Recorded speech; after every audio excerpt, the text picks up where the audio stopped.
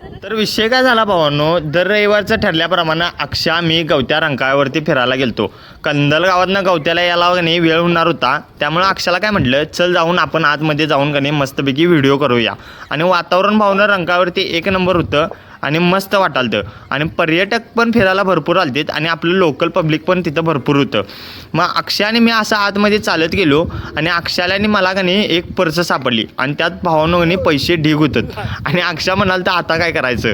तर भावांनो ती पर्स सापडली, आम्ही पुढं काय काय केले ते तुम्हीच बघा. आणि ती पर्स सापडली आली, पण इथं कुणाला विचारायचं तेच आम्हाला काय कळेना. मग शेवटी म्हटलं अक्षाला ती पर्स उचल.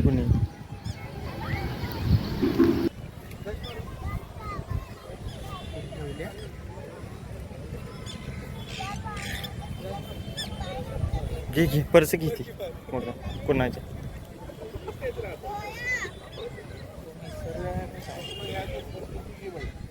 ठेव ठेव बघा तिथं विचारा. बघ काय आहे काय नंबर काढ. लेडीज मध्ये आहे का नव्हता फोन बिन नंबर काय आहे का बघ त्याच्यात.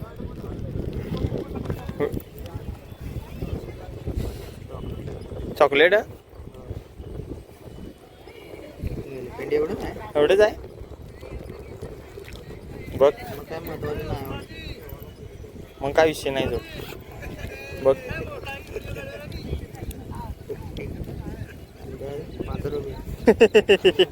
आणि काय आमच्यापेक्षा घरी वाटत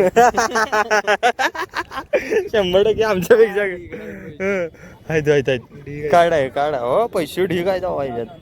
लेडीज कोणाची तर आहे कार्ड. त्या नंबर बघ की त्याच्यात कोणाचा काय आहे काय.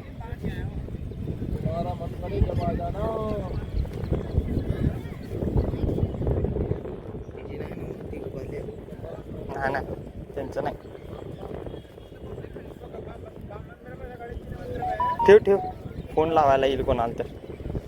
आता कापाला मला इकडं माझ्याला असू तू बी आलीस तर. मग भावानं पुढं विषय काय झाला माहिती आहे, आम्हाला त्याच्यामध्ये एक पॅन कार्ड सापडलं. त्यामुळे ही पर्स कोणाची आहे ते आम्हाला समजलं.